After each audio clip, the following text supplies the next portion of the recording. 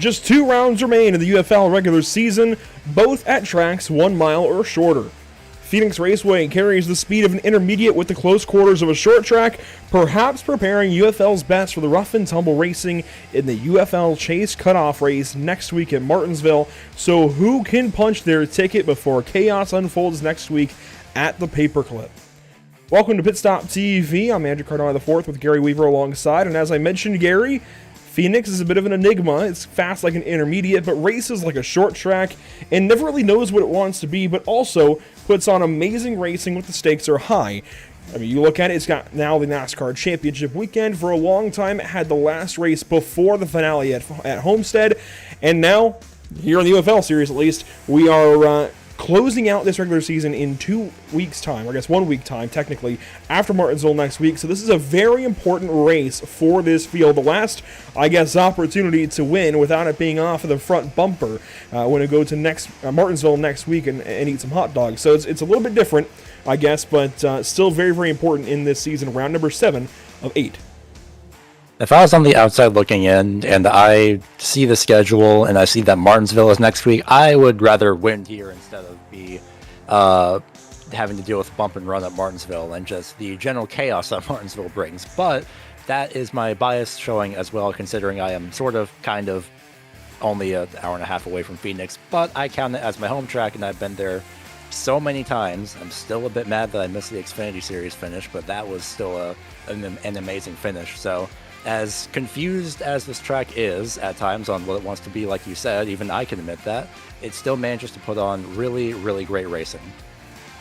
That it does. As we open into the Phoenix Raceway this evening, qualifying beginning now below the blimp, high above the speedway. The fastest NASCAR Cup Series lap time on iRacing here, set by Cody Turland in a Ford Mustang at a 26.541.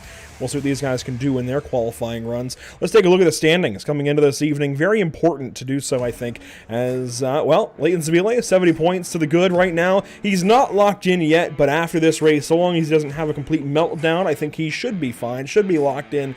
And possibly even Jonathan Taylor and Jake Fisher, they could be on the in as well after this week, leaving just a few spots open, especially if we have somebody 13th or lower in the standings get a win this evening. Those positions in the chase are starting to run out. We're not going to have any kind of crazy one position left scenario next week, but it is going to be close. Yeah, I'd feel like, again, if I was on the outside looking in and I see everyone around me, I'd think, well, at least I can sort of breathe a sigh of relief because, it's a little bit of a relaxation before the inevitable chaos that happens in Martinsville. So this week is a more of a week to just try and collect as many points as possible, see where everyone else is around you, and make sure you, of course, no doubt, finish ahead of them.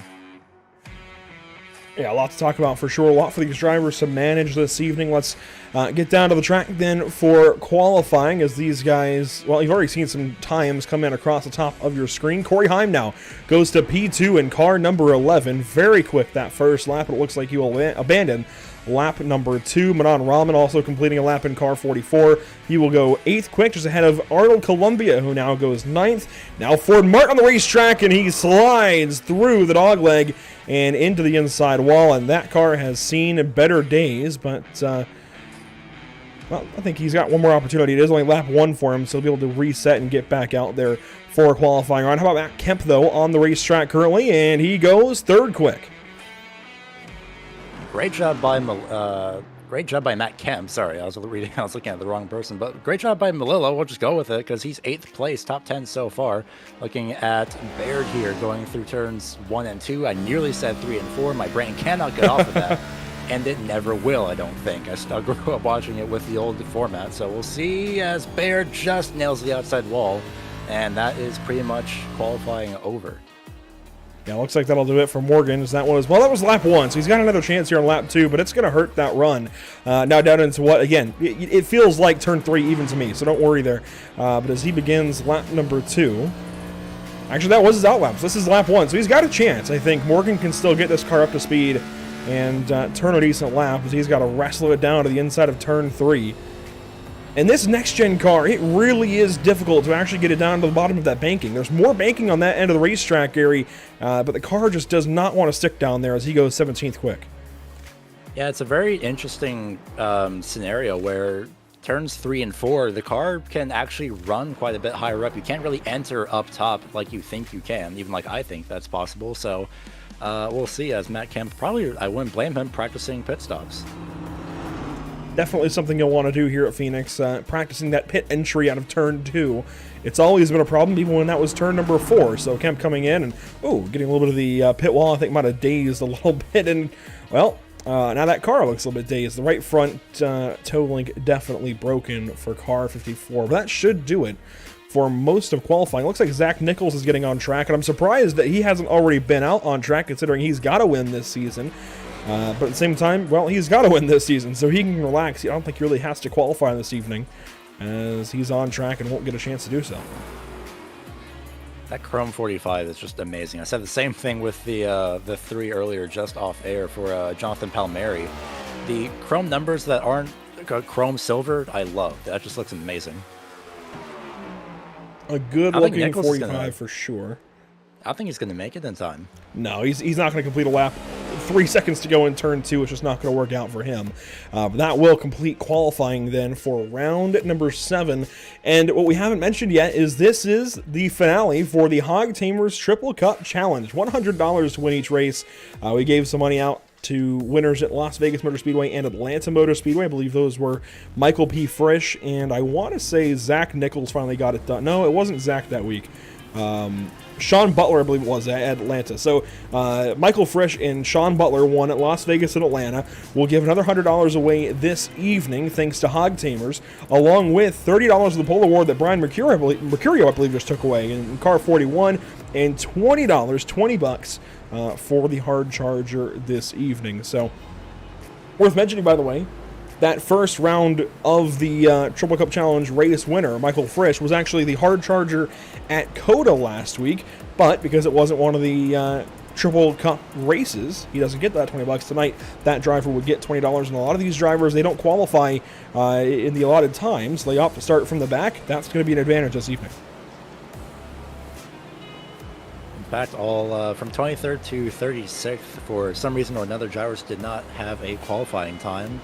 So, in some way, in some respects, not a terrible idea if I was coming into this. If I was a driver coming into this, I would think, well, let's see, it's either qualify and hope that we survive the first few laps, or just sit in the back, wait everything out, and then just ride along, especially, again, if you're, in this case, Zach Nichols, who you're already locked in, so might as well just start from the back and just make it to the end.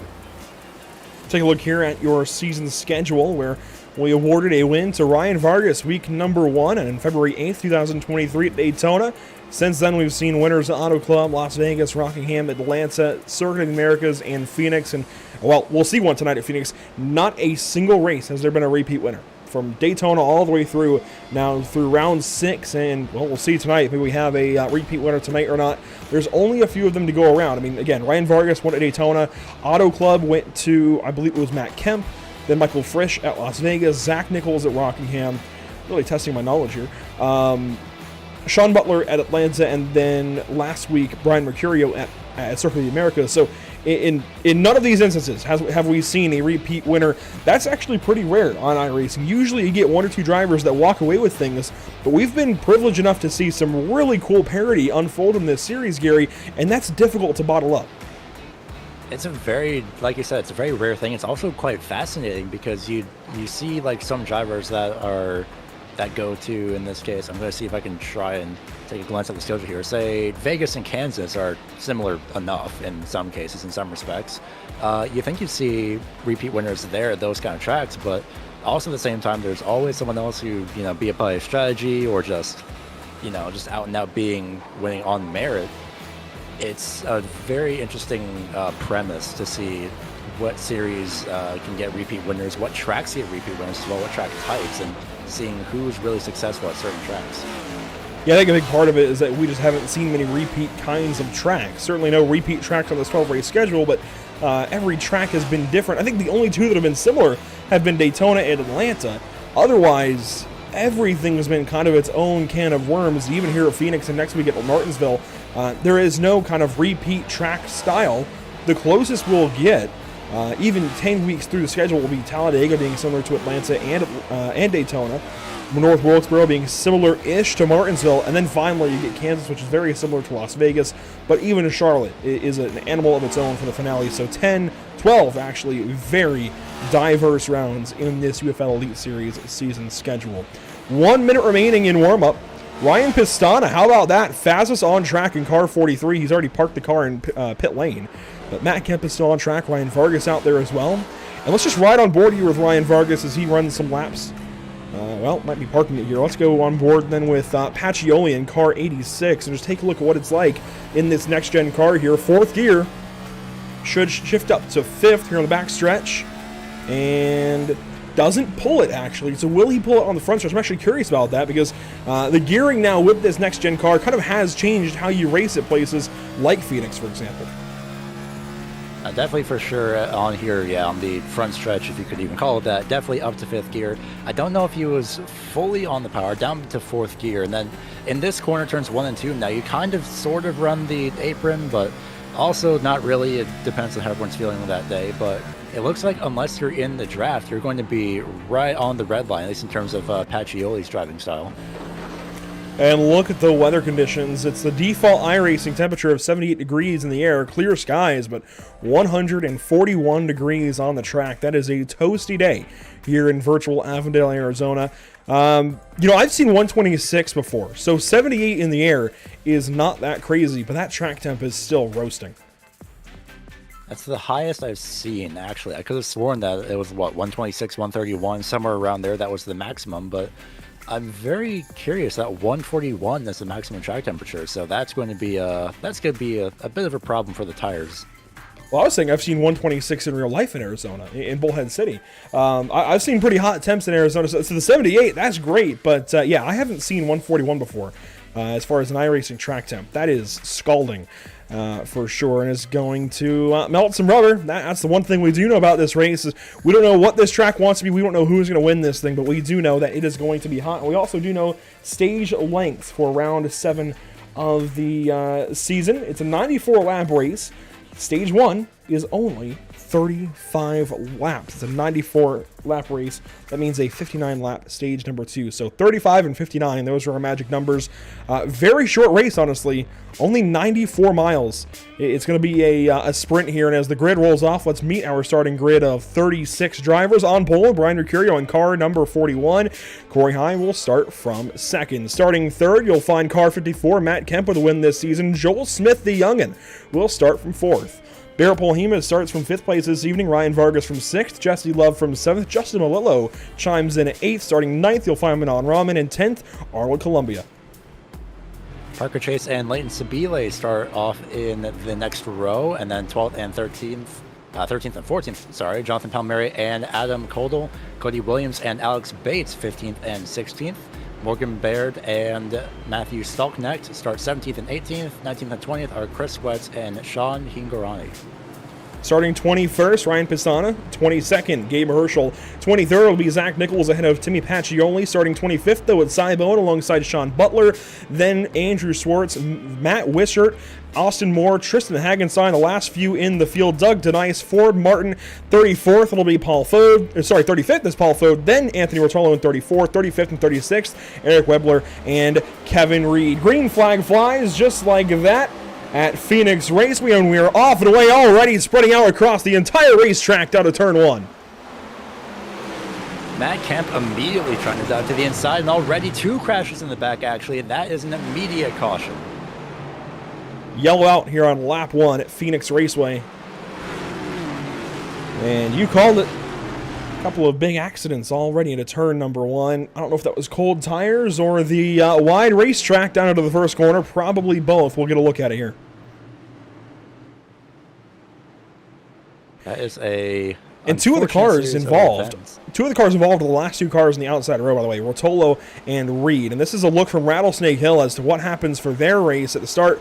And this, I'm sure they're going to be collected in somebody else's mess. No, actually, wow. Kevin Reed off the apron. That is... I hate to say it on lap 1, but that is a huge lack of awareness that hopefully is learned from later in this race.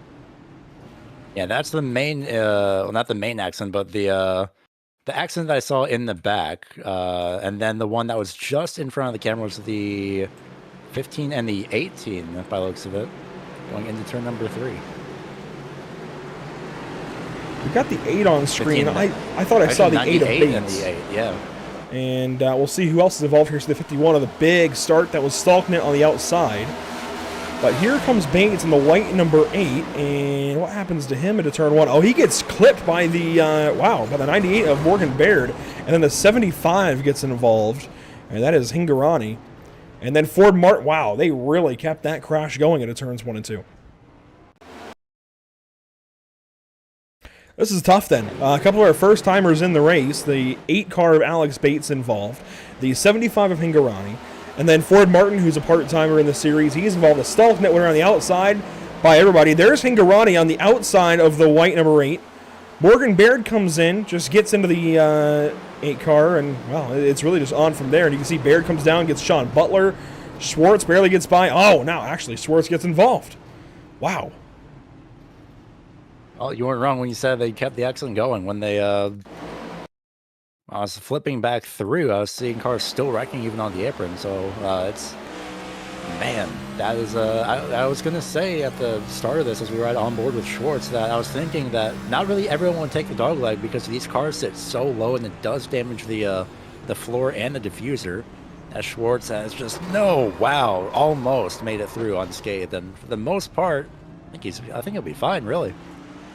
These cars are pretty strong after all, so the body of these cars, he should be fine with that back bumper. But with the dog leg and everything, I didn't think everybody would fly down there because, again, the cars sit so low, you get floor damage. So it's quite a very unexpected move from about half the field, basically the entire inside lane.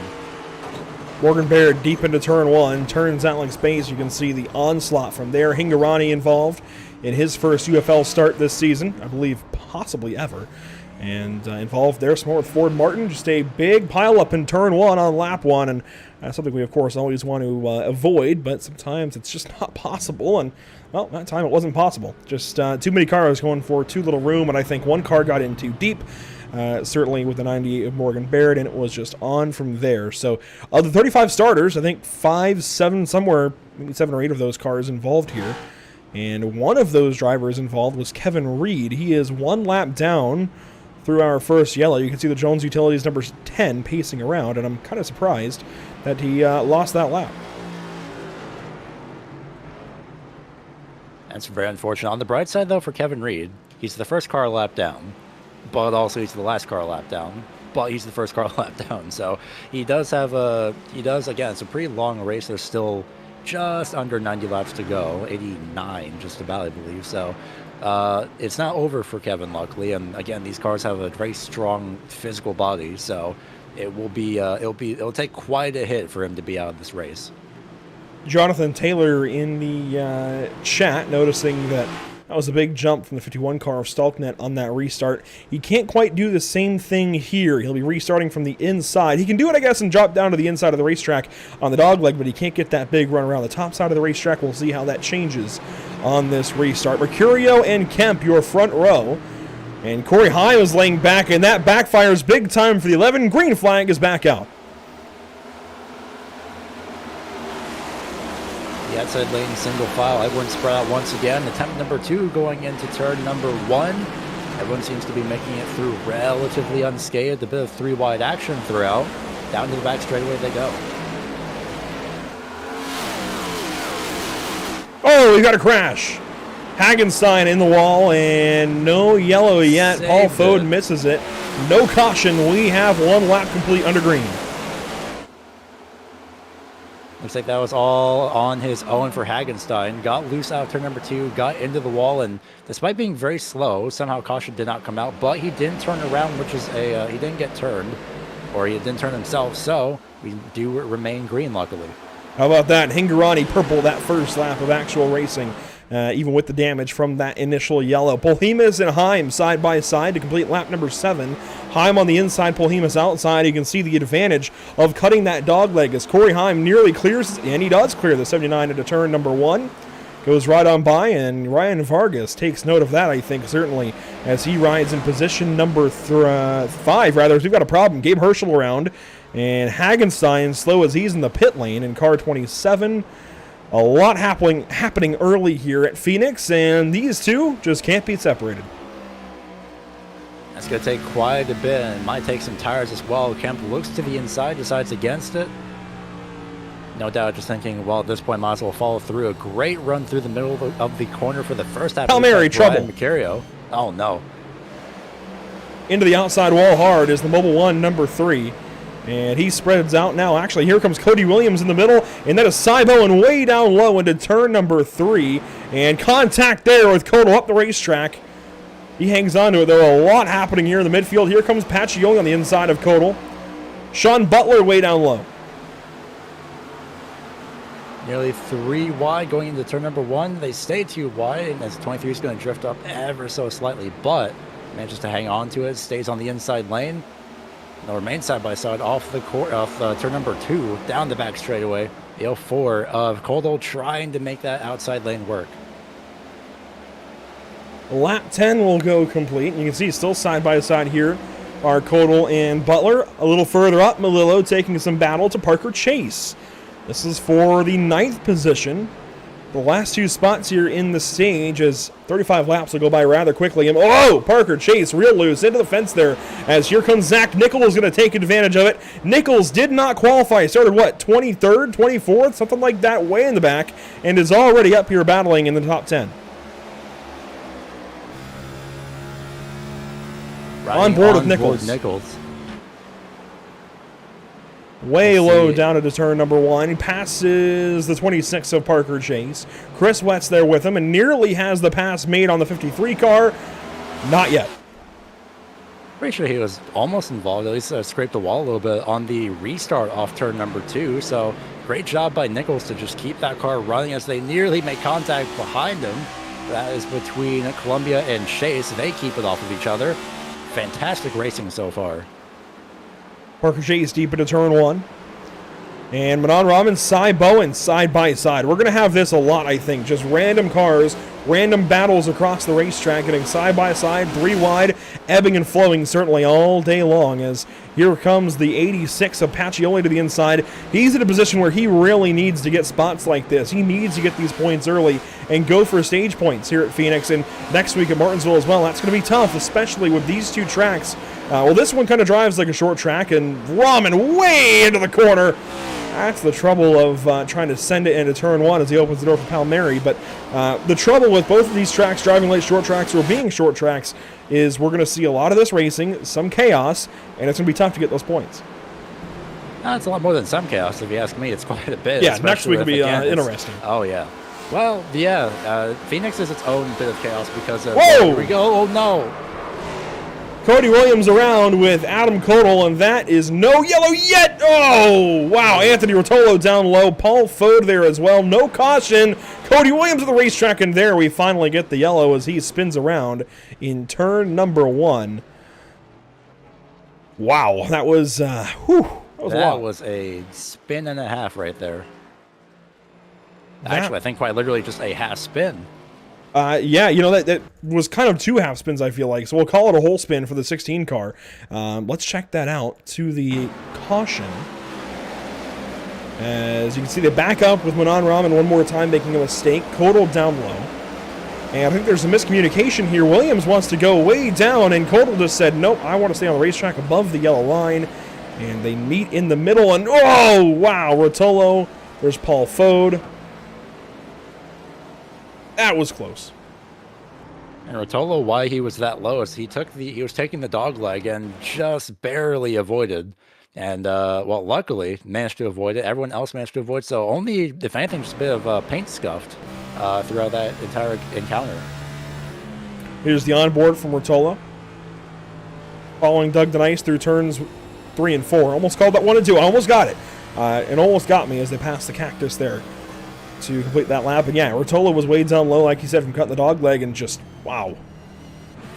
You know, I see the pit exit cone now, and I see that blue line for pit exit, and I think that, whoa!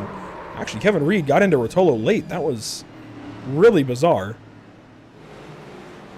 There might be more to look at with that. But I was going to say, I see that pit exit cone, I see that pit exit line now, Gary, and I feel like it's low, like way, way down there for cars to be down there. Kind of out of the ordinary. But really, it is just part of the racetrack. That's just the dog leg. Yeah, it's pretty much just the entire exit of the dog leg, and there it goes. Kevin Reed getting a very terrifying. Oh, wow. I'm not sure what that was about.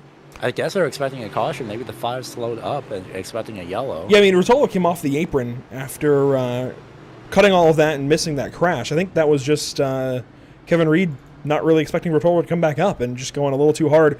I mean, he already passed the crash. I think he might have been out of the throttle. Or maybe should have been out of the throttle a little more, but hey, it is as it happens sometimes.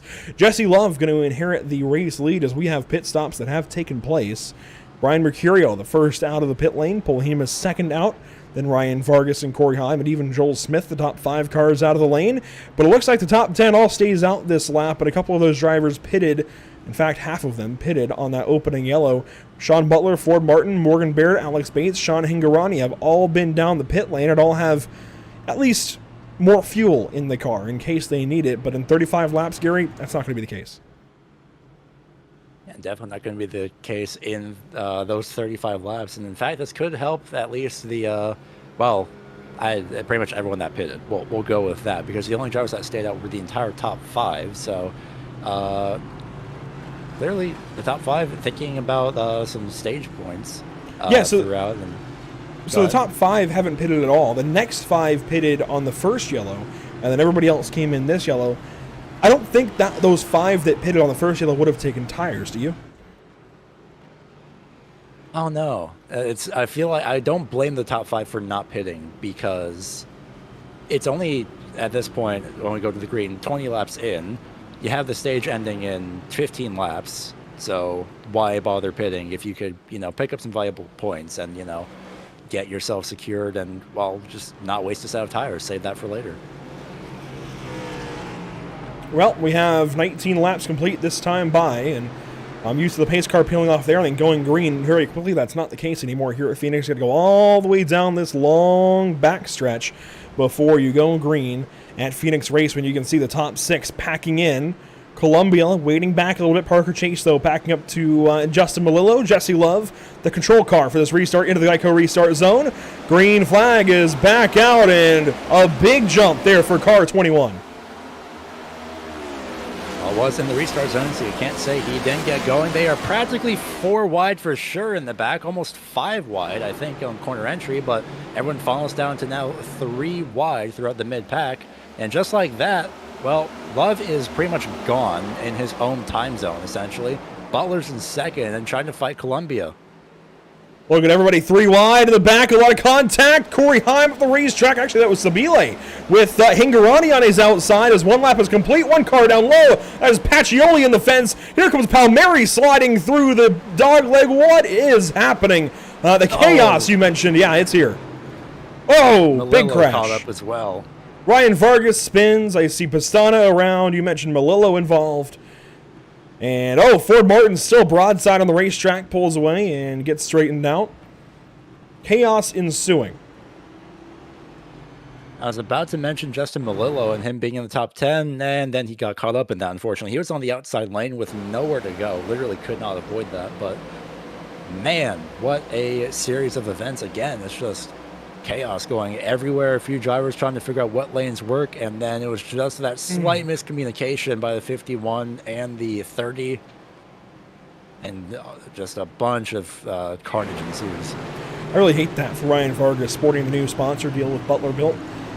Glad to see Butler Built seats on the number 30 car, but unfortunately just not a long-lived, run with a clean car this evening, but he can still fight for a good spot. And we'll take a look at the replay. He gets in deep here with Stalknet, just gets into the left rear of that car ever so slightly. And actually, I think it really was just that he was trying to avoid Stalknet and got loose as a result. And then Ford Martin goes around, and everything else kind of piles up. Pastana goes around trying to avoid it. And there was even something happening in the back with Cody Williams. I saw him loose and sideways and into the inside wall. It's just everybody sliding everywhere throughout this entire crash. And yeah, that I did see, yeah, someone sideways. Oh, that was a 33 of. And actually, this Cody Williams incident was off of the restart. Here's a replay at it, out of Indiana. This is out of turn 4, as you can see on the restart. And just hits the apron, and that car goes around. Oh, and just nailed the inside wall. Yeah, Alt F4 immediately, as he was not happy with that effort off of the restart, and I can't blame him. Sometimes things happen, though. That just is what it is, as the kids say. Here we go, lap 23, under caution. We'll be right back with a Pit Stop TV side-by-side and then the restart in a couple of moments, as we should be going green around lap 25 or 26. Don't go anywhere. You'll see the caution play out before you won't miss a thing.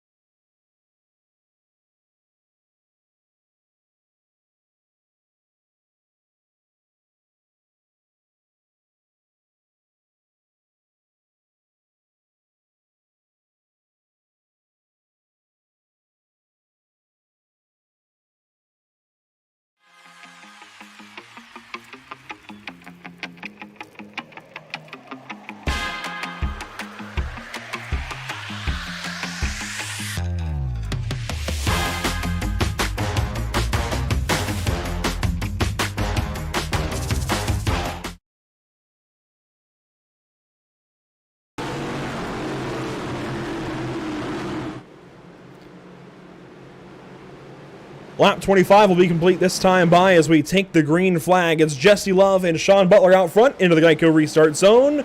And back green flag racing from Phoenix Raceway. 10 laps to go in stage 1. And already a car around to the back, Kevin Reed and others. We'll see if that prompts a yellow, but Corey Heim digging way down low on the restart. And through turns 1 and 2, things are clean for the leaders. 3 wide though, Stalknet in the middle, Heim way down low. And Heim going to back out, or does he to turn 1? Stalknet at the racetrack into Paul Hemus. 1 lap complete though. Have you ever, Gary? Do I have to say? I'm pretty sure I do. No, I never. What? Oh, and it's... Big crash. And that will bring a yellow as Cy Bowen is sideways and spinning around, getting hit by several cars. And that 17 has seen better days. He just got loose. There's some sort of transition there. In fact, I was doing a couple practice laps around Phoenix just for fun, and there's some sort of weird transition out of the dogleg where it just likes to snap around. I don't know why. He did clip the apron, but it's right there on the exit, and it just snaps around. I think the car just gets ridiculously unsettled, and even I'm not sure as to why. Gets clipped by Hingarani, gets clipped by Ford Martin, and Ford Martin clips Pacioli and all of that. Let's take a look back at it from the replay, I guess the onboard of Ford Martin. Racing with Alex Bates, Austin Moore. You see Stalknet way up the racetrack, and then everything, I guess, breaks loose after the dogleg here, after the bend, and it all just gets real crazy. Not really anywhere to go. Well, I guess Ford could have gone high, but it's so tough to commit. Especially since you have cars surrounding you and there's the smoke in front, you think, okay, well, they're either going low or they're going high, and, well, once you're in the smoke, you only have, really, if anything, about half a second to make a decision, and sometimes it just ends up being way too late.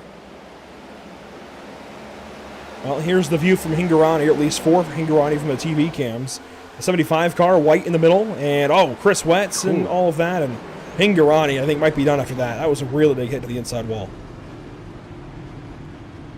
Especially on the right front there, sliding down to the inside. That was quite a hefty hit, like you mentioned. So he definitely had nowhere to go, unfortunately. I'm pretty sure once he realized it was happening, he was already well in that. And that's the really unfortunate part about just racing in general. It's once you see, someone, in this case, Cy Bowen, hits the outside wall, slides back down, and you see that, you register it, and you're already sideways. Cars out of this race on lap 29 under caution. Going to include Cody Williams, Morgan Baird, Justin Malillo, unfortunately, as he's in the pit lane. We can get a look at his car, getting repairs made to it. And, well, unfortunately, I don't think he's going back out anytime soon. Kevin Reed, also out of the race. Sean Hingorani now joining that group as there's Ford Martin through the pit lane trying to get service and get back out. Yeah, I'm not sure Hingorani and Malillo's cars look eerily similar, don't they, in the 73 and 53? Or sorry, 75 and 53. I was going to say not only the car numbers, but then you said 75. It's like, oh, that's right. But that's really unfortunate for both of them. They're both having relatively good days. Malillo running top 10. He was doing great and then just got caught up in some bad luck. And then Hingorani also the same thing. Doing relatively okay, and then suddenly it's just a car out of nowhere. Well, hey, let's go back to this points battle. More so around the cut line. Pacioli and Butler, the two cars surrounded that cut line. But let's not forget Palmieri, tied with Butler, actually. 3 points out. Then Fresh, who's not here tonight, in 15th, 5 points out. Corey Heim only 9 points back. Everything is very tight from 12th on down through 20th. You've got 9 cars. Really, you could say even from Cy Bowen down to Keith Sherman. Those guys are all, 50 points apart? You've got 11 of them there. Very, very close. Andrew Schwartz only 1 point ahead of that. So these guys, very, very, very close. We're going to see a lot change, especially as we've seen guys like Palmieri involved in crashes, Pacioli. Cy Bowen just took that big hit. Manon Rahman has had trouble already. Chris Wetz has been right around all of it. Corey Heim is running good, but, who knows what's going to happen. We're going to see a lot of cars move around in a lot of ways, and might even see somebody who's in the top 12 be out of the top 20 after tonight, and maybe somebody out of the top 20 be in the top 12. John Butler is ahead of both Pacioli and Palmieri on track, so this is going to benefit him a lot going into Bartonsville, but we're only about a third of the way through this race. Well, and we're about to award stage points, too, and Jesse Love is leading the stage with Sean Butler right behind, Brian Mercurio in third, and Arnold Columbia is fourth.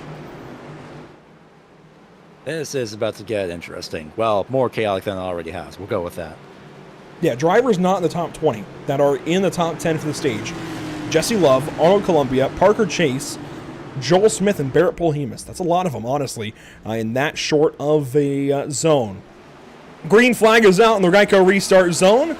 We have got 4 laps to go in stage number 1. Time is running out, and everybody all over the racetrack 4 or 5 wide.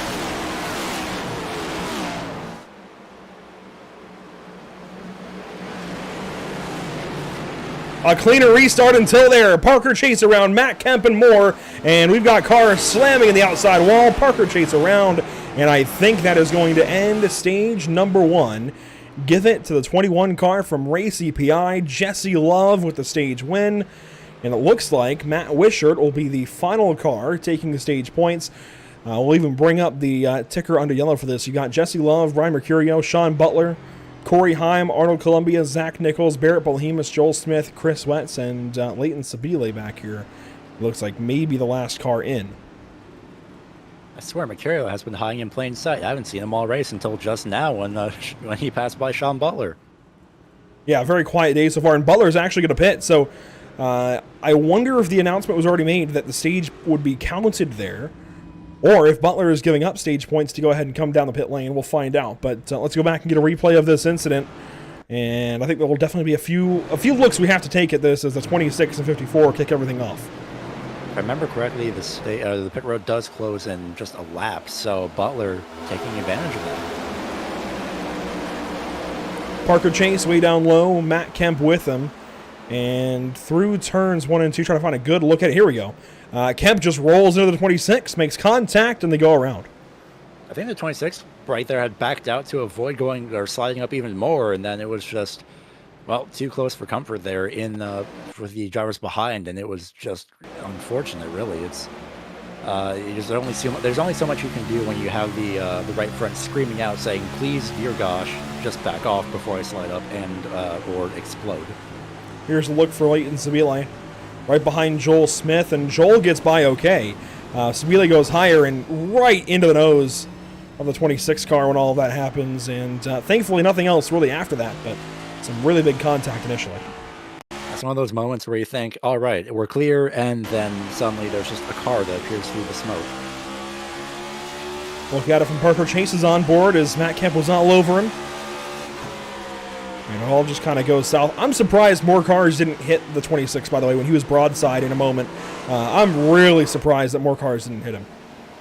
Just Sabile and Wishart, really, it looks like. Maybe even, no, Rotolo gets by. Oh, barely. Props to the field. That was a really good job of missing him. That's that Morton, I think, that had locked his brakes and still managed to avoid. Amazing job. And what that does now is, well, we are under caution, so we'll officially say that Jesse Love is your Stage 1 winner.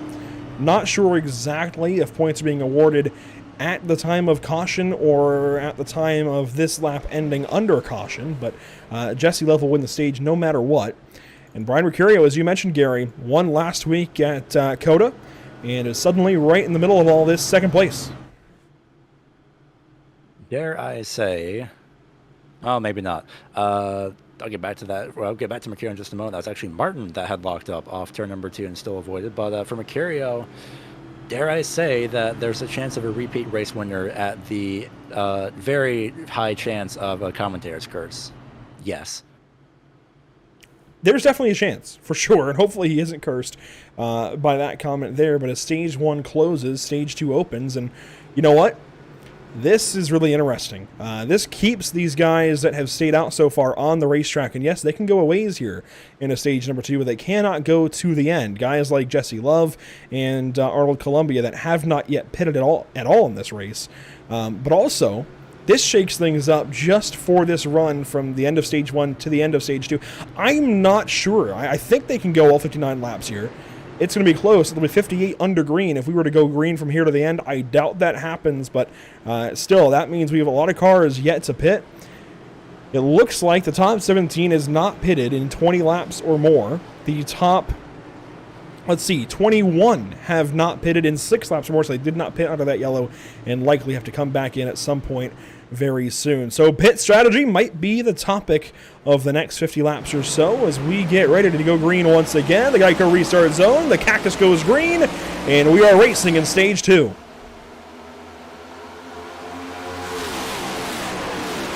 And we are crashing in Stage 2. We've got cars around to the back. Stalknet, I think, gets through, but, well, we might have actually gotten through that without too much happening, really. There were cars everywhere, Gary, but out front, single file to turn 3. Everyone did say that as that was, I believe, Paul Fode that had slid on the inside, but luckily everyone manages to keep it going forward. And here we go, a battle for the race lead. Teammates Corey Heim in the middle as here comes Mercurio down low, way to the inside of the 11 car, and he's going for the race lead, but Corey Heim has that outside of the turn number 2, defends and gets the run down the backstretch. Now Mercurio down low trying to block Jesse Love. It's not going to happen as Love pokes his nose underneath, and we've got a proper race for the lead. Bit of contact between the 21 of Love and the 45 of Nichols, who's back up here after having to deal with pretty much the mid-pack and everything. Makes his way back up through the field, side by side with Jesse Love. As we ride on board Joel Smith, they slide up, nearly make a bit of contact, and the battle is halted due to a caution. Another yellow this evening. They're starting to pile up. It looks like it might be Stalknet involved in this one, as he's got a lot of new damage, and that number 21 has definitely seen better days. I don't think he's on a mission, but he is passing a couple of cars. Yeah, he's been involved in this one for sure.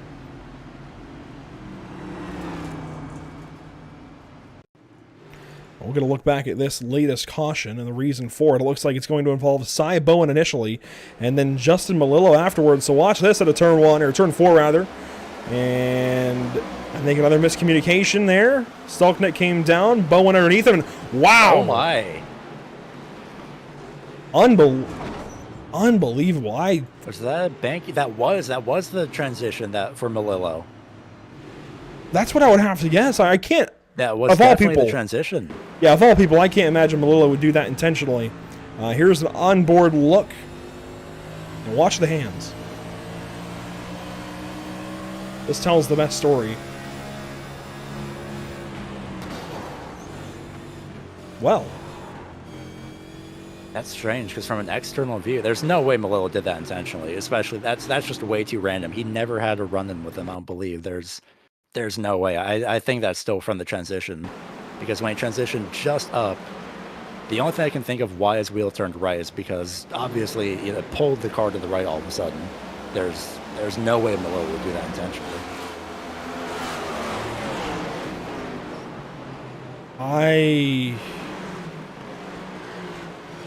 I wish I knew. I really wish I had a better idea. I mean, Melillo was already many laps down. I hate to even allege that maybe Melillo did that intentionally. He's the nice guy of NASCAR Twitter, especially iRacing Twitter. But frankly, that does not look good. I don't know really any other way to put it or sugarcoat it. Well, I could be wrong, but remember the lap 21 crash, the contact between the 30 and the 51, and then the 51 slid up into Melillo? It's a very far-fetched thing. I don't think Melillo would go out of his way to do that. Yeah, I can't imagine. Like I said, of all people, that it would be Justin Melillo that makes intentional contact like that. But it doesn't look great, and I'm really trying to stay reserved. I think if it was anybody else in the sim, I'd probably say by now that looks intentional.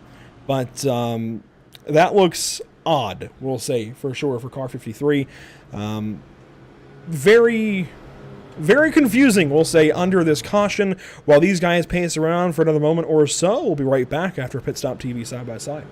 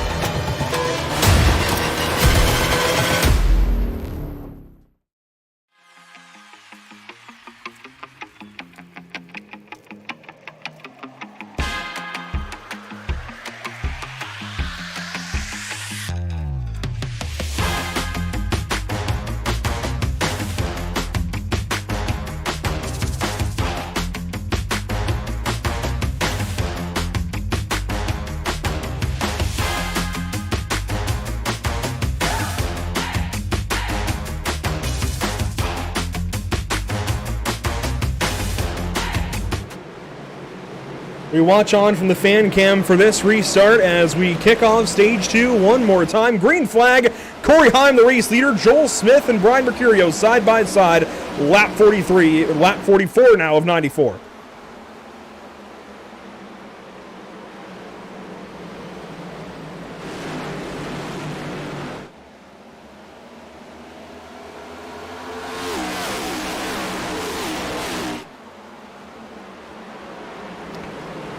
.50 laps to go this time by, and a caution flag flies again.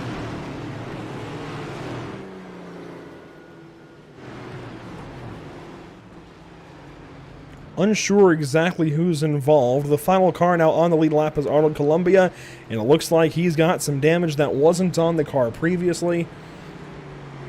And I'm curious as far as the previous yellow. I know Eric Webler, the race admin, is out in the Twitch chat. Eric, I'd love to know the, I guess, outlook on that previous yellow with Melillo.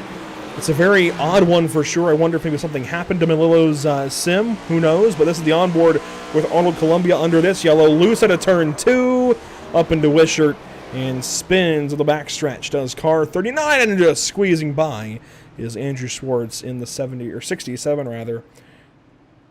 And Jonathan Taylor certainly with an opinion on that previous yellow. But I would really love to know the output from our race admin. It's rare you have the race admin in Twitch chat, but in this case, I want to utilize it if we can, and we'll see. As cars come to the pit lane, Columbia one of them. And certainly that car going to need a lot of service. Cy Bowen is in as well. He's got a lot of damage. Doug Nice in the pit lane, now over. I thought he was in a Camaro, but now in a Toyota for that number 40 car as he paces through the long pit lane now here at Phoenix.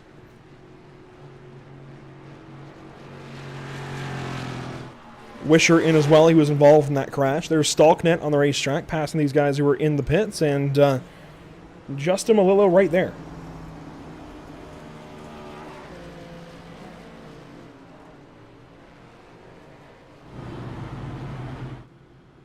What we do know is time is running out for these guys, not only in the Triple Cup Challenge, as well, one of your hog tamers himself leads the show.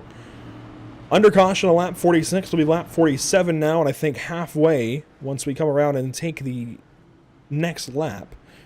And Corey Heim currently would be the beneficiary of his own $100, so we'll see how things change there. But it's $100 to win this race, $100 or $50 extra if you repeat. I don't think we're going to have that tonight unless Sean Butler is able to walk away with a win, and I think the trouble there is Sean Butler, well, he is still in the race, it looks like. I gotta find the 23 car. But he has not had the greatest of days. He is back here, it looks like, in 7th, so it's not going too bad at all for Sean, but could use a little bit of help, I think. And surprisingly, that car looks cleaner than I thought I remember seeing. I thought he was in a caution or two, but I could be mistaken, who knows. But point being, $50 for an extra win. $30 for a pole award, $20 for a hard charger. And it's hard to say who would get that one this evening, but Mercurio already got that $30 pole award for the evening.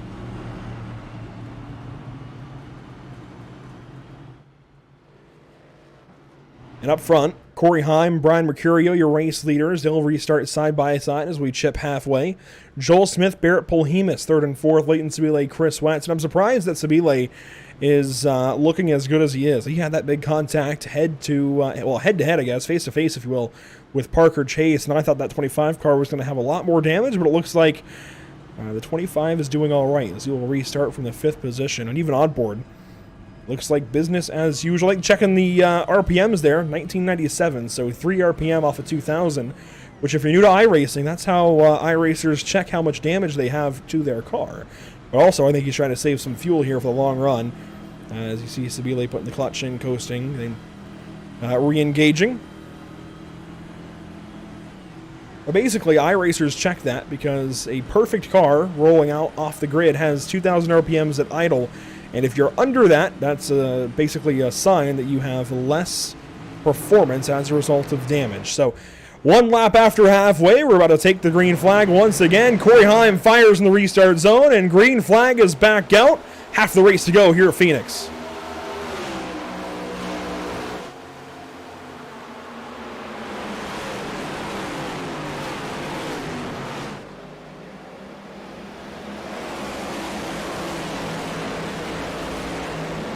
Oh, one car spinning. Ryan Pastana, Timmy Pacioli on the inside.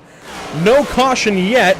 I'll be surprised. Yep, there it is. I was going to say I'll be surprised if there isn't one. Pacioli, lots of damage in the 86 car. And fortunately, the 43 along with him, and Ryan Pastana, a lot of damage to his machine. Now, turn 2, what used to be turn 4 here at Phoenix, used to be a trouble spot for everybody, I think. It used to be really, really difficult to get out of there. Kind of like at Richmond at a turn 2, where you would always just spin. It seems like that happens here to Pastana. Just got loose, and the car kind of went around, tried to catch it. We already saw that for one other driver out of that corner as well. So certainly the trouble spot for these guys is Pastana gets a lot of damage out of that, as does Pacioli.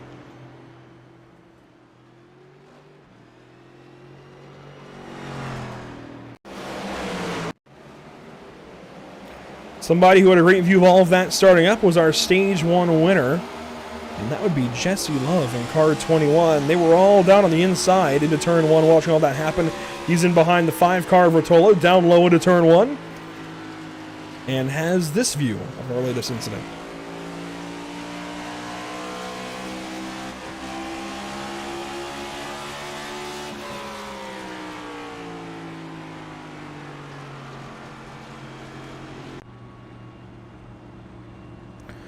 A lot of comers, a lot of goers here for this caution as far as pit lane goes. Brian Mercurio, first in, first out. Corey Heim exits second out of our group of pitters on this caution. So it's Mercurio, Heim, Sabile, Wetz, and Butler, the first 5 off the pit lane. Joel Smith stays out in car number 9. Polhemus and Kemp join him. Palmieri stays out as well in number 3 car. There's a look at Palmieri. Ryan Vargas stays out. Gabe Herschel, Parker Chase, Jesse Love, Anthony Rotolo, all the way down through Codal, Martin, Bates, and Rahman. More cars in the pit lane. As there's a look at Andrew Schwartz taking some service. And he's already been in the pits, so I think this is just to top back off on fuel. To nice as well. Paul Fode in the Belvita number 88. Good to see him. As there's a look at Ryan Pistana as well, along with Timmy Pacioli taking a trip down the pit lane, I think much needed for some damage repairs.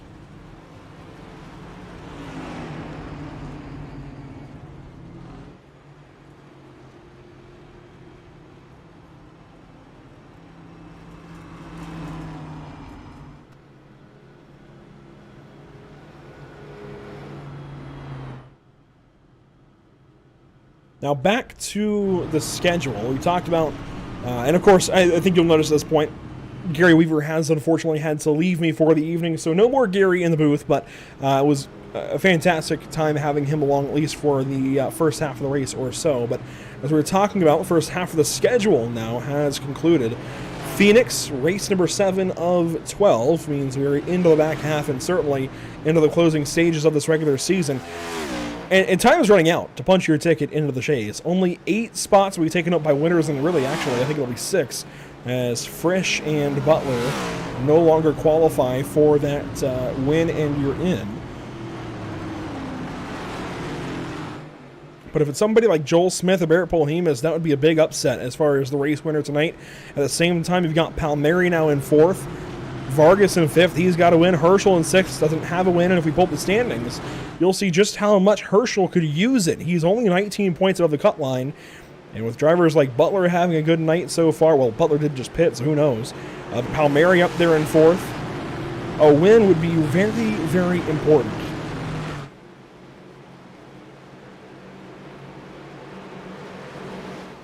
Into the Geico restart zone, though, for Joel Smith as the top side kind of falls back. On the restart, green flag is out. We're racing once again here at Phoenix.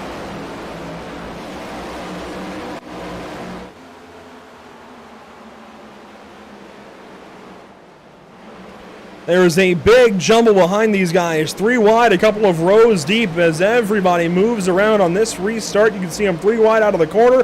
Polhemus and Kemp side by side. As we wrap up lap 54, Joel Smith pulling away. And there goes the 54 up to P2. Palmieri loose, and he gets into Vargas. And that is a big hit for the 30 car. Back up the racetrack, and we have got chaos. And Vargas is done.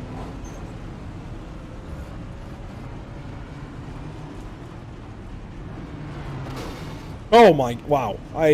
Okay.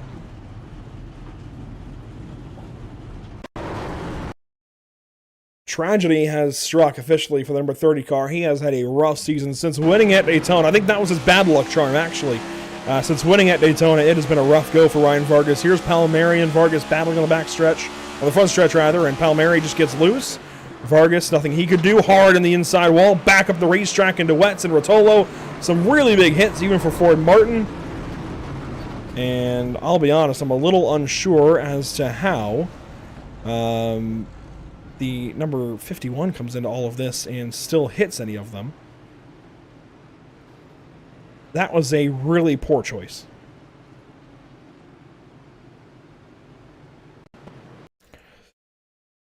Well, let's see how that looked for somebody else back in the field. Even, let's take a look at it from Rotolo's perspective as he goes on board with that. How about even Chris Wetz? That might be a little better as he went up in the air.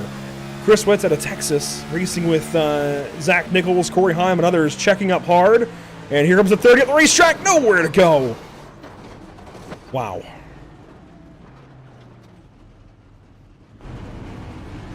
And he ends up parked there. And then I got to be honest, I'm not sure where Stalknet thought he was going. That is very confusing.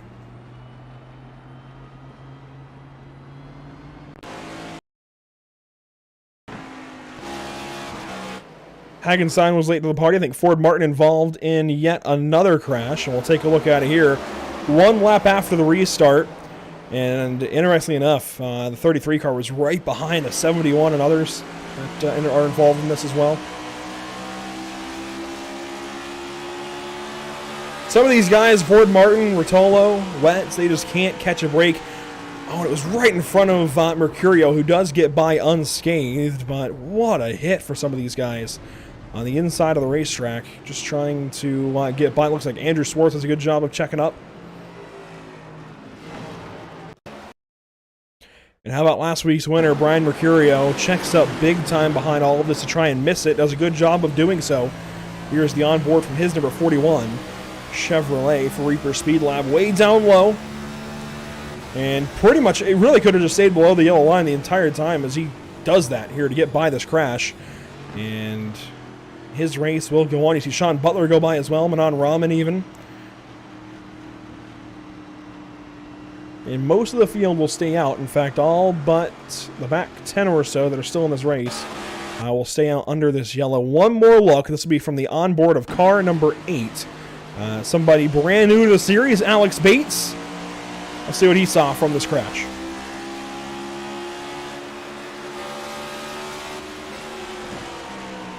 Behind Kodal and Rahman, you see Bowen there. I'm surprised he's still running, honestly. Cy Bowen's had a rough night, but everybody gets through that. Pacioli even gets on through in the 86 car. And we will be going green in about a lap, it looks like, as Joel Smith takes the 1 to green signal. Still leading here at Phoenix. This is a big opportunity for somebody like Joel, but he has got to pit.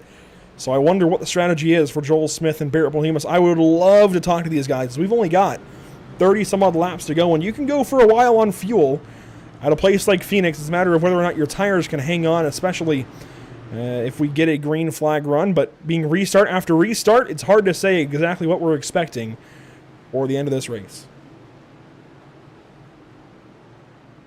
9 cautions so far for 33 laps, and the field is getting smaller and smaller each and every time we have a new yellow.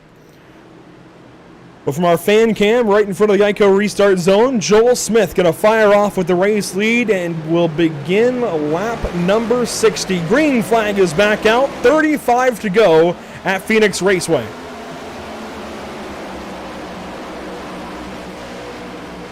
And they are 5 wide into the corner. Corey Heim that was Leighton Sabile way down low.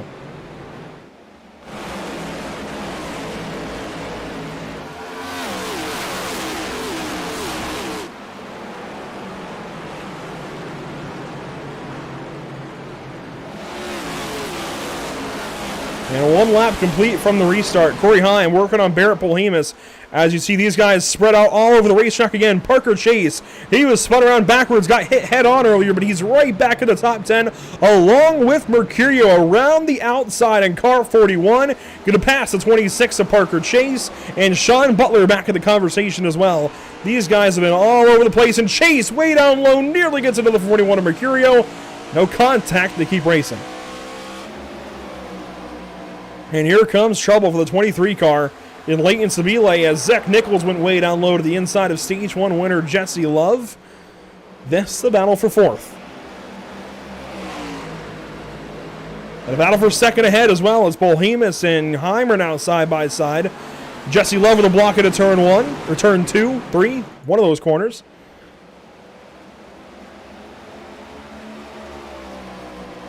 And Heim, it looks like, nosing ahead for that lap for second place. Polhemus going to have to give that one up and fall into third. Side by side, still at the 21 and 45. Love outside, Nichols inside. And Mercurio sitting right behind him, wondering when it'll be his turn to go. Driver's eye camera for him. Nichols can't come up. And Love finally gets clear of that fight. Now, as far as tires go, Joel Smith and Barrett Polhemus are on your oldest tires on the racetrack, along with Gabe Herschel. They have not pitted. Oh, and Adam Cole. They have not pitted nearly 50 laps. As 3 wide into turn 1. Nichols backs out.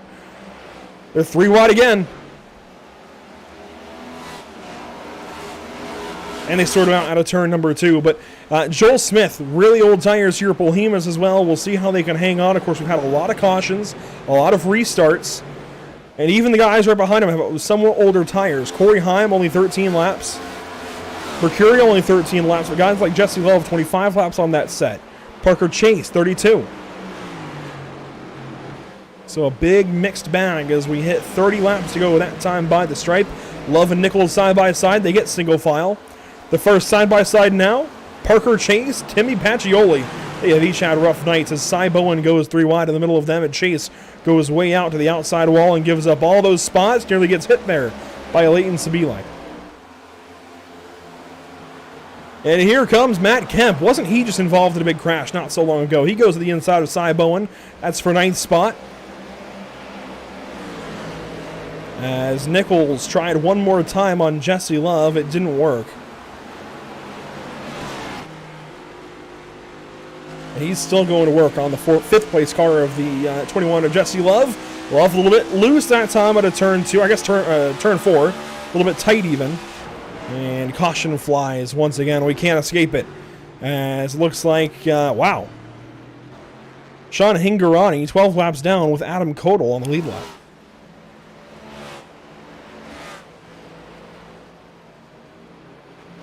I will say, for all drivers, I know this is not an easy race. Not an easy track to get a handle on with this next-gen car, so I can't blame anybody for being a little bit, I guess, out to lunch with the handling of this car. Can't blame anybody for making mistakes, but that, well, that could have been avoided.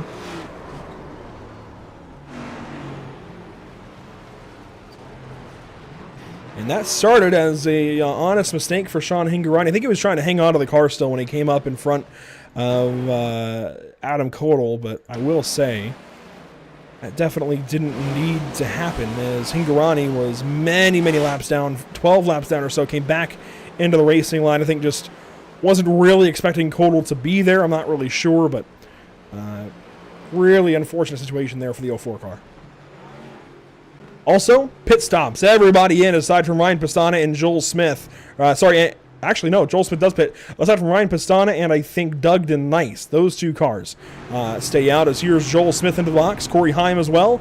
Everybody coming in for service, and it's going to be a busy time on pit exit. You can see here who will be the first out of the pits. It's going to be tough. Mercurio on the jacks. Everybody taking 4 tires. We've got 25 or so laps to go. Joel Smith out first.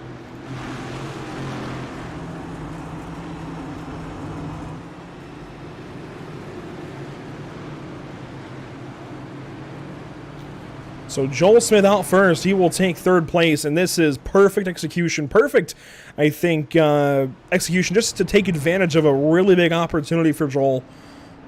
3rd place, and after staying out all those laps, waited until he got a good caution to come in and pit with everybody else. That was really solid use of a really good opportunity for the 9 car from Elite Performance Industries and RaceCPI.com. That was really perfect situational awareness of when to stay out, when to pit. And now Pastana will be your race leader with all that left side damage. Doug DeNice will stay out as well. And folks, we have got a really interesting situation for this next restart. We'll be inside of 25 laps to go. Old tires out front, but only by about 15 laps. And the brand new tires from row 2 on back.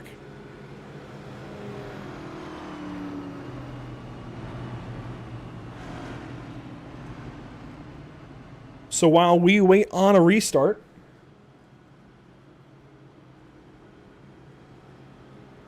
while we wait on a restart here inside of 25 laps to go, we will be right back after Pit Stop TV side by side.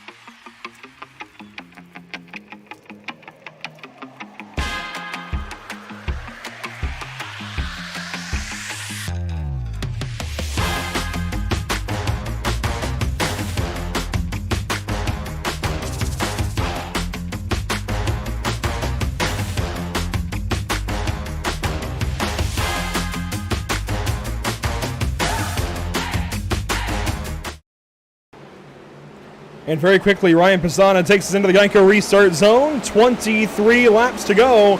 Green flag back out of lap 72. Joel Smith, a big restart. Here he goes to the inside of Ryan Pisana for the race lead. Polhemus in the middle of all of this. And the 9 car might take point here after turn 2. It's not done yet. Pistana hanging on the outside. And truth be told, those are not bad tires for Pistana. And, well, Doug Denice gave up a lot of spots already on the restart. But here comes Joel Smith. He's through to the race lead. Corey Heim right in the middle, 3 wide to turn 1. And Joel checks up big time. Heim at the racetrack. Nichols right behind. Mercurio, maybe 2 of the best drivers in this series. The strongest, certainly, the last few weeks. And Corey Heim pulls away with the race lead. Joel Smith right behind him. And Nichols a shot there to the 9 car. 21 laps to go at Phoenix. And Corey Heim has taken over.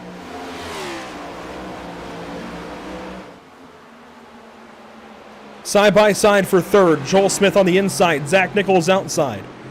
And caution. Parker Chase, Alex Bates.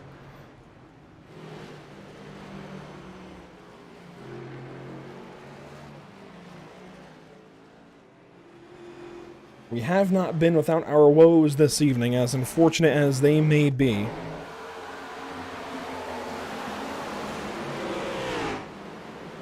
Let's check this one out. Parker Chase, the kind of brown and blue car towards the back end of this. And Austin Moore real loose. Parker Chase even more loose. I think Parker Chase, yeah. Chase and Bates spun on their own accords. And both just happened to do it at the exact same time.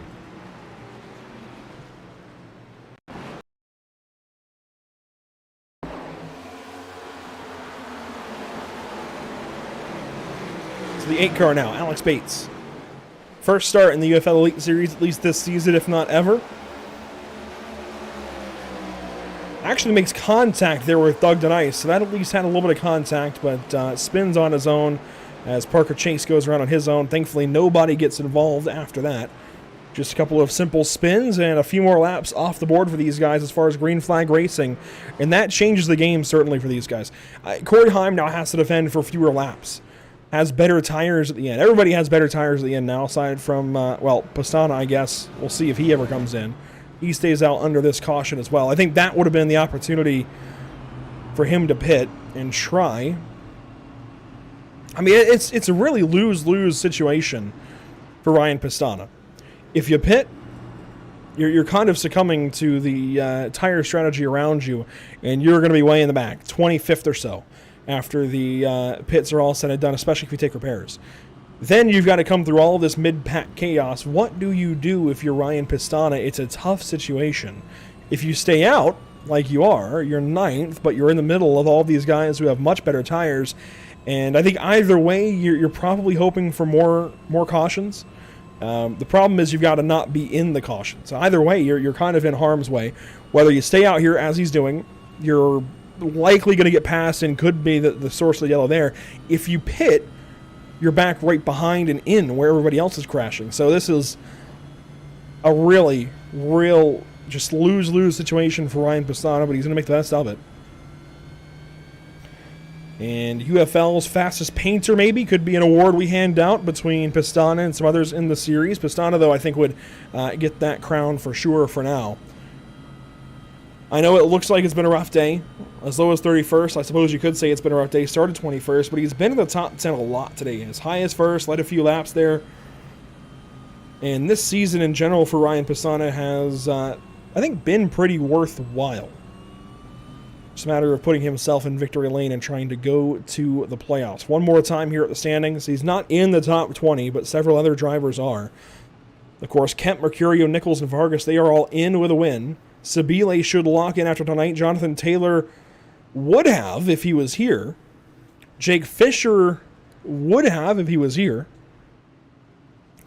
So then you look to Austin Moore, who might. Andrew Schwartz likely won't yet. He's going to have to race through Martinsville next week, as will Cy Bowen, Gabe Herschel, and Timmy Pacioli. Pacioli, by the way, is 7th. Andrew Schwartz in the 67 car, I'm looking for him, and, well, he's actually had a lot of great wreck avoidances. He is 16th. Cy Bowen has been involved in a couple of big crashes. He's 12th. Austin Moore in the 91 has been kind of all around. He's 13th spot. Sean Butler, on the other hand, where is Sean Butler? Having to really hunt for Sean Butler. He is 16th alongside Andrew Schwartz on this restart. Jonathan Palmieri is back in 24th with a lot of damage. Michael Frisch is not here. Corey Heim is leading the race. Chris Wentz is way out of this thing. Yanisho not here. Rahman's had a rough night. Keith Sherman not here. So a really up and down day, and lots going to change after this evening here at Phoenix Raceway. But Corey Heim, your race leader, can he punch his way to the chase with a win? He's going to try to do so as he gets a huge restart here. Just about 15 laps to go at Phoenix.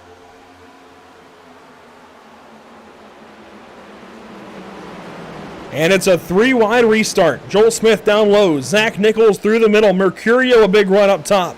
Jesse Love now side-by-side with Smith as it's a side-by-side battle for second to turn number 3 between Nichols and Mercurio.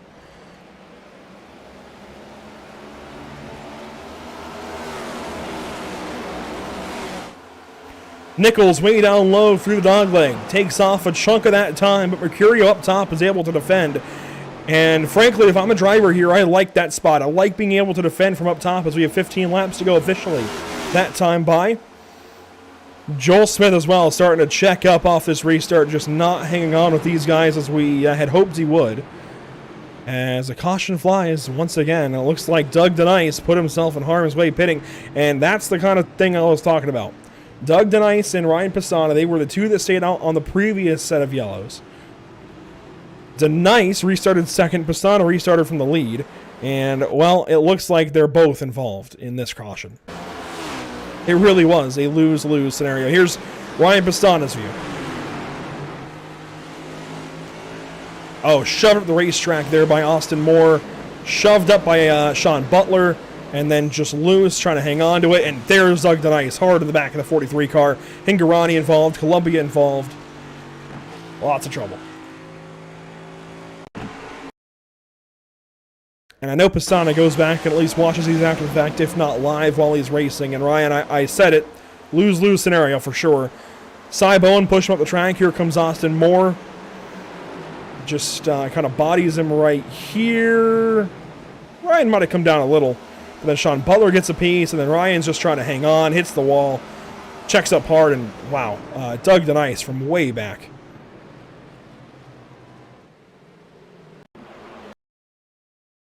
What more could you ask for from Pistano on this restart? He just got beaten around like a pinball. This is into turn 3, a lap prior. Gets in deep, up the racetrack. That's his own pinball doing, if you will. But then, through the bus stop, or not through the bus stop, through the dogleg. Bowen kind of up the racetrack a little bit. No contact, but it was close. Austin Moore comes in. Contact there. Sean Butler comes through. Contact there to the left rear. And then Doug Denice from miles out gets hit after the fact by Hingorani. And, well, everybody got beaten around there.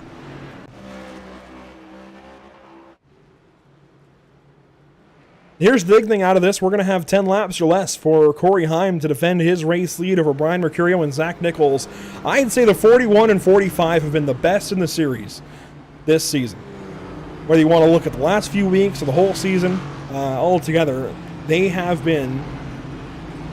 Throw in Matt Kemp. They've been the top three. Matt Kemp kind of an off night tonight, so that's why I say the 41 and 45. But otherwise, those guys have easily been the best. Early, I would say Leighton Sabile was in that category. Even Jonathan Taylor and Jake Fisher.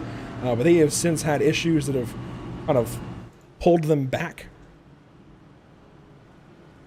And once again, we see things changing, things evolving. Jonathan Palmieri now 23rd, took some more repairs.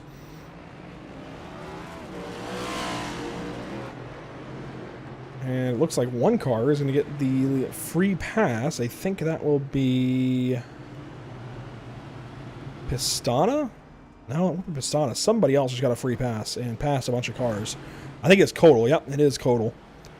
And Malillo, actually. They will get a lap back. And Malillo not being in the top 20, by the way, is interesting to me as well. I thought he would have been, but... As far as drivers playing spoiler in this race, Jesse Love certainly with that stage win is playing big spoiler so far. We'll see what other points he's able to get by his finishing position. Pacioli, we've called his name multiple times in multiple incidents, and he is running 5th. That's where he's restarting from on this one. He's 3 points to the good by the standings coming into this evening. We'll see how that changes. Leighton Sabile will be locked in after tonight. Cy Bowen's trying to hang on. He's only 25 to the good, so he needs to hang on.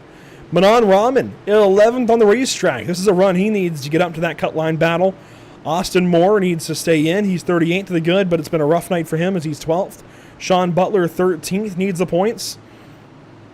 It's going to be a fun week at Martinsville next week. We'll have 10 laps to go on this restart. Corey Heim, the race leader. Brian Mercurio outside, and green flag flies. 10 laps to go at Phoenix.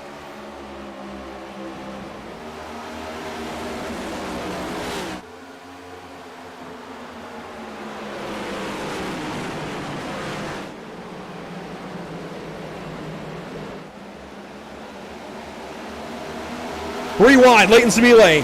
Joel Smith, contact out of turn 2. They're going to make it to turn 3. But Joel Smith blinking around, and 1 lap complete, 9 to go. Mercurio all over the 11 car of Corey Heim. Side by side are Nichols and Love. Jesse Love was all over the place that time through the dog leg as everybody's moving around, and there is a caution. Matt Kemp involved. Oh my. Car is squeezing by at the last moment. And Kemp was behind all of that craziness at turn number 3. There's a brief look at it here as blinking on the outside was the 9 car of Joel Smith. And Kemp gets loose. Onto the apron, gets even more loose. And there's Austin Moore involved. Manon Rahman, a big hit. Andrew Schwartz. This is a lot of big-time players that really needed their good runs to continue on, and unfortunately it's derailed by the 54 of Matt Kemp getting loose through the dogleg here at Phoenix and going for a spin. This is going to be tough on a lot of guys. I mean, this is a lot of damage. If it does not take them out of this race, it's going to be difficult for them to continue on and try to get points out of it. Watch Kemp, white, black, and yellow 54 car, loose there on the dogleg, collects more, big hit. Rahman to the fence hard, Schwartz. And then Stalknet squeezes through Hingorani, right there, contact.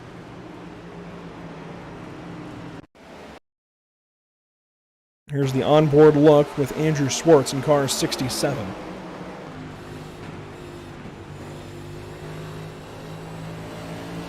There'll be a big hit for him, but you'll see the big hit for Rahman as well.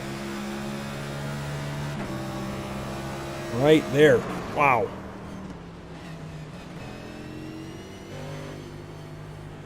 That said, these cars have been a bit like tanks this evening, and I don't think they are out of it. As you can see, Schwartz trying to swerve and get an idea for how bad the damage is. Stays out under this yellow. opting to just go with it at this point inside of 10 laps to go. We're going to have around 5, maybe 6 laps left in this race when we take the green flag, as long as we don't get a caution. This will be one of the most important restarts of the night. Your top 10, well, let's just bring up the ticker. You've got Corey Heim, Brian Mercurio, Zach Nichols, Jesse Love, Timmy Pacioli, your top 5. Then Cy Bowen, Leighton Sabile, ahead of Barrett Polhemus, Joel Smith, and Sean Butler, your top 10. And that's big for Sean Butler. I've been talking about him all night long, saying I think he was maybe having a rough night.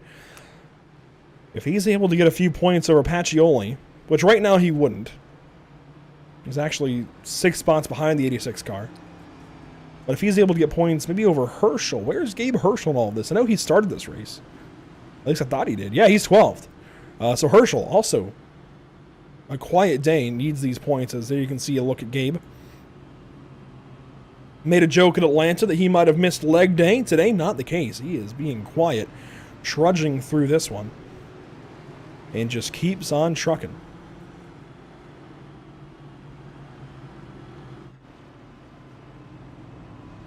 Looks like we'll get the 1 to go signal this time by. So while we await that signal from the flag stand, let's get a quick message from our partners here at Pit Stop TV.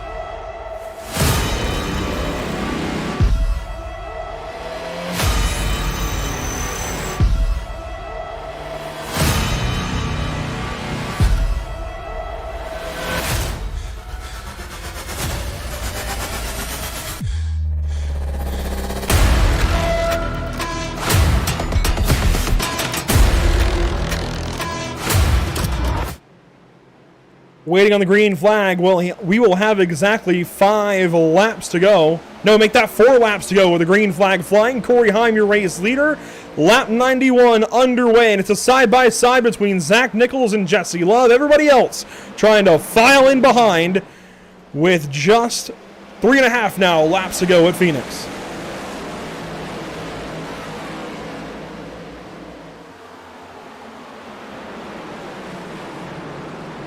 Maybe the most orderly restart of the night, and it comes as the final restart of the night, potentially. It might not be over as your top 4 break away. 5th place, Pacioli slides in front of Cy Bowen. Leighton Sabile right behind. Sean Butler racing with Barrett Polhemus. And Joel Smith, currently the final car in the top 10, watching this battle unfold ahead as Corey Heim and Brian Mercurio are set to duel it out in the desert. 2 laps to go, this time by the flag stand. 2 laps to go in Avondale, Arizona. Corey Heim, the fastest lap of the race, bested there by the 41 of Mercurio, who's trying to pass him. Passing, though, a premium at a place like Phoenix. We'll see it be even worse next week at Martinsville. It'll be even tougher to pass as we have a lap and a half to go. Mercurio looks to the inside, thinks better of it. Nichols not far behind. The white flag is out, presented by Whiplash Simcams. A battle for 4th behind him. Pacioli racing with Jesse Love. Where does Mercurio go into turn 1? He will not go in turn 1. He's going to wait. Heim staying right down on the yellow line, not trying to give an opening to the 41 car. Brian might have to take it by force into turn 3. Does he look? Does he maybe use the bumper? Mercurio is shot there to Corey Heim, but it's not going to be enough, and Corey Heim will win at Phoenix.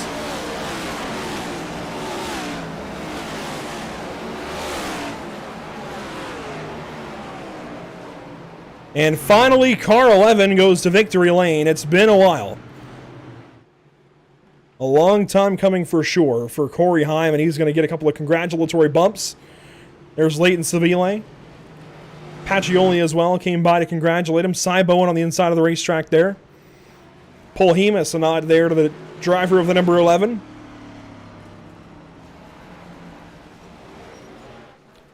Only 35 laps led, but in a race that was only 94 laps long and one of the best green flag finishes we've seen all season long. That is a job well done for car number 11, Corey Heim, finally going to victory lane. And, well, that'll be his own $100 that he gets to keep right in his pocket as he wins the final leg of the Hog Tamers Triple Cup Challenge.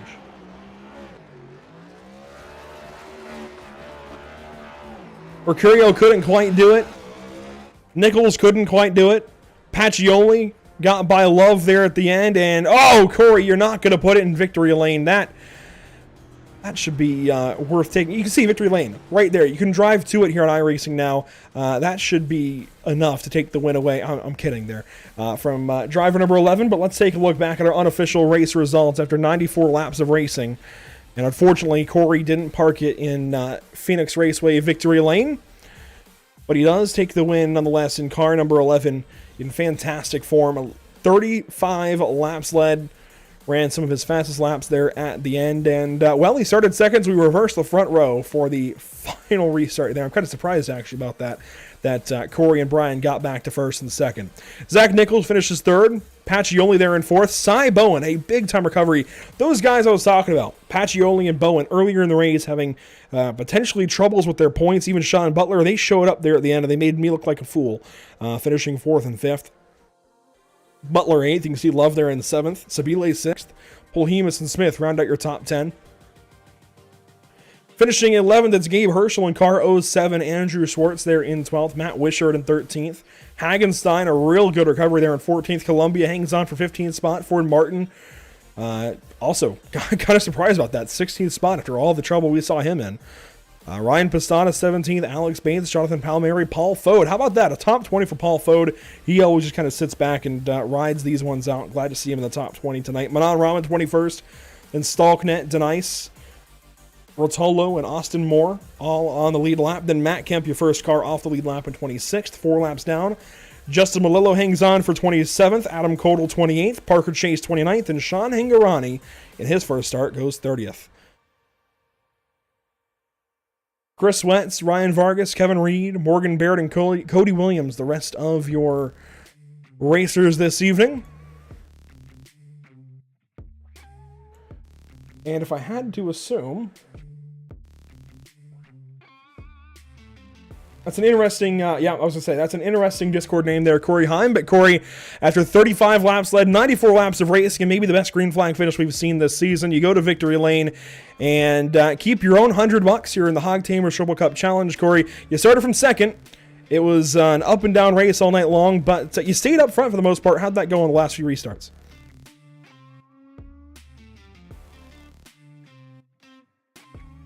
I think it could go wrong with strategy as long as you pitted somewhat around that halfway break. My kind of idea going into the race, I knew I had decent speed in practice, so just trying to get stage points. I mean, just a couple of DNFs this year, so I've been pretty buried in points, but kind of worked out. I got, I think, third in the stage, and then was in position on the restart to get through the field and get in front of Brian was the main thing. I think it would have been really pretty much impossible to pass Brian. He's really, really good. So being in front of him and being able to control his line and his pace was key there at the end, and that's, I think, what ultimately won the race. So big thanks to Hog Tamers, Toyota, and EPI.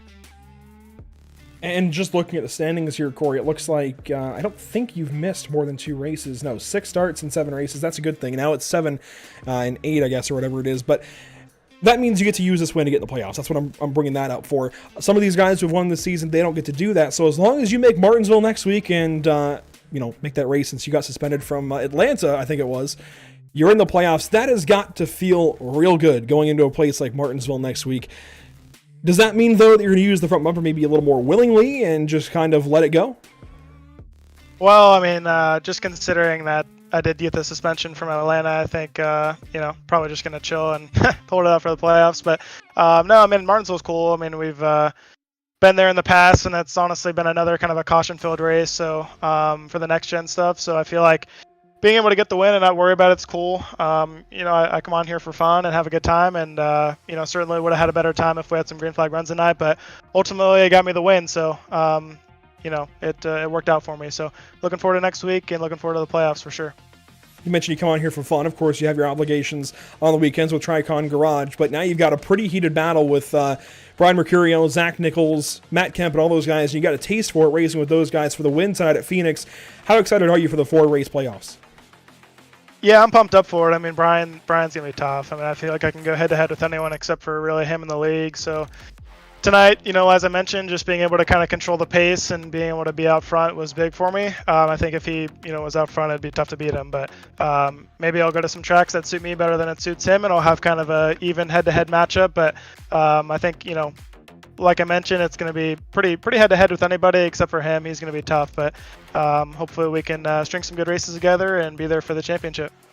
Well, Corey, it was good to finally talk to you. Congratulations. 35 laps led this evening. You're going to victory lane. You could have parked it, though, in the actual victory lane. I just want to say, we could have had you park it there for a pretty good photo op, but it works out anyways with the burnouts on the front stretch. Congratulations, and hopefully we'll see you at Martinsville next week. Sounds good. I appreciate it. Thank you. Brian Mercurio goes P2 after a head-to-head battle with Corey Heim at the number 11. And Brian, we've talked to you a couple of times this season. A win last week. You almost went for the repeat, something nobody has done yet this season in the UFL. Why'd you come up short there? What happened on the restart? First, even trying to get back through all the traffic and everything after we pit was not ideal. It seems as though every time I try to pit and we got people off cycle, I get stuck with some of the worst luck. I get held up behind some other people, or I just make the wrong decisions. Either way, really all came down to track position, and once you're kind of in like the 30 to go window with how many cautions we've been having, kind of know you're not going to pit from there, so it's really all about cautions. And leader has such an advantage on the restarts. He can get such a good jump.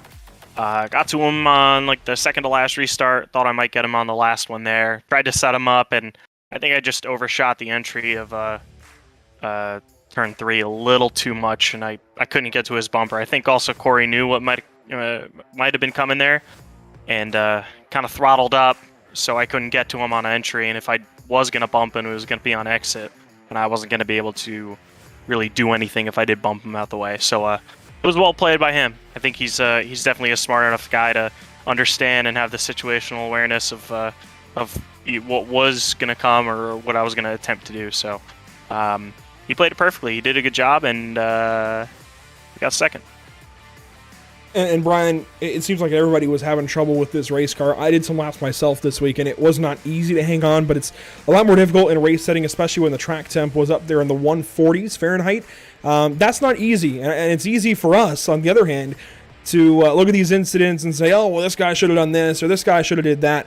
How difficult is it behind the wheel in this race car, especially at a track like this, with a track like this, with track temps in the 140s?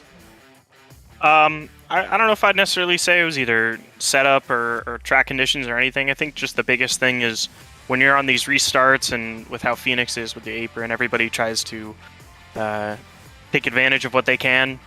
Restarts are the best chance to try to make up easy track position. And when you fan out, 3, 4, maybe even 5 wide, you have guys trying to poke their nose in. They might miss their braking point. They might lock up. They might move over a little bit too much, and when everybody, you have all these people who are tight, fan out, and then get tight again. Merging back is always the hard part, especially when you're gonna have to get braking and you gotta turn and you might lock the wheels. It's a lot of things that come together. So people probably just got in a little too over their heads here on these restarts, and the good old Larry Mack quote of cautions breeding cautions, and it just it's one of those things. It's unfortunate because I think when we did get going, it was actually pretty fun there. Really started to figure it out for, if you can consider 15 laps a run, even not really, but it's just unfortunate. I know these guys in this league are a lot better than that, so you just kind of have to tough it out, and is what it is. But I don't think it was really the car. I think it was people just getting a little bit too antsy behind the seat. There you go. Brian Mercurio, 16 laps led, second place this evening, and another strong run as he's already locked into the playoffs. Brian, congrats. Hopefully we'll talk to you next week in Martinsville. All right, appreciate it, brother. Mercurio finishes second ahead of Zach Nichols, who goes third. Two of the best drivers in the series, second and third tonight. And Zach, it was another heads-up battle with Mercurio, but one more was in there. Corey made it to the end with you guys, kind of stole that win away. What were you trying to do there on those final restarts to get up there?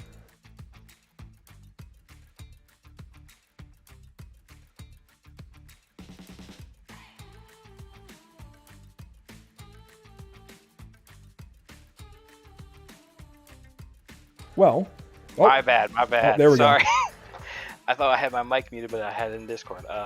Yeah, I mean, we were mid-pack most of the day, and I don't think I had anything for the top two. Yeah, I don't know. It's just I don't think we had much speed against the top two, and we ultimately finished third. Well, hey, you don't have to worry about points or anything. You're already in the playoffs. So let's talk about Martinsville next week. We saw a challenging car tonight. I think it'll be a challenging car next week. Plus, it'll be challenging to pass. What do you expect as somebody who gets to kind of watch it all unfold and not worry about it? I mean, I like green flag racing, and this one didn't go so well. And I think it's Martinsville next week, so I don't think that one's going to go too well either unless we have cleaned it up a little bit. But I'm looking forward to it if it's green, but if it's not, then I'm looking forward to a couple weeks from then.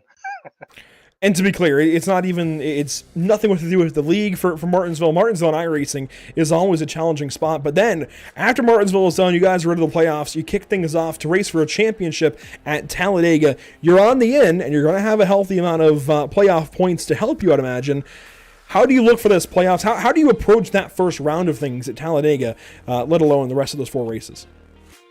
I mean, yeah, Talladega's a tough track to start off with because anything can happen.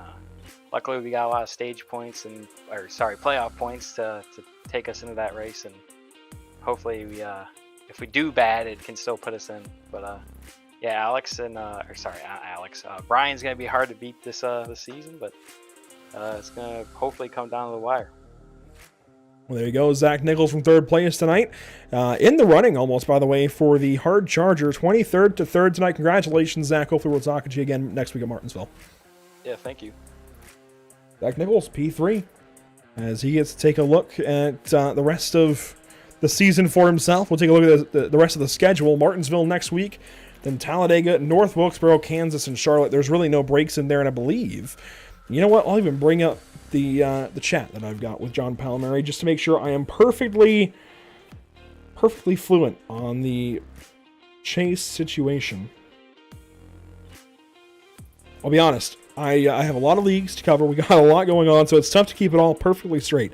But this playoff, yes, a round of 3 races. So Talladega, Wilkesboro, and Kansas, that is your first round of the playoffs. And there is a cutoff and a season finale straight up with, I believe, the top 4. Let me check that with the messages again. More details to try and make sure I have completely straight. Yes, a Champ 4 race at Charlotte. So 8 drivers have to be cut in just 3 races. Talladega, North Wilkesboro, and Kansas. That's going to be tough before we close things out on May 10th from Charlotte Motor Speedway. Everybody's got their work cut out for them, and it is going to be a challenge for sure. I like this cutoff, though. I like this season structure in general. It's short enough that you can get a couple of seasons in per year, and long enough that you have the ability to run this 4-race playoff and still have a elimination after 3 races, have a proper round structure, kind of a somewhat long regular season still. I know it's only 2 months from February 8th to April 12th, only 2 months and 4 days really, but still feels like it's just long enough for it to go on for a little while. So, John, props to you. I really enjoy this season structure, really enjoy this schedule structure, and it's going to be a lot of fun to watch things unfold as we go on through this season. Round 7 done. Corey Haim to victory lane. 7 different winners this season, and he punches his ticket to the playoffs. Let's take a look at upcoming broadcasts this evening, well, at least for the next week or so, here at Pit Stop TV. And really, this is the next week and a half, as we have a light week the rest of the week.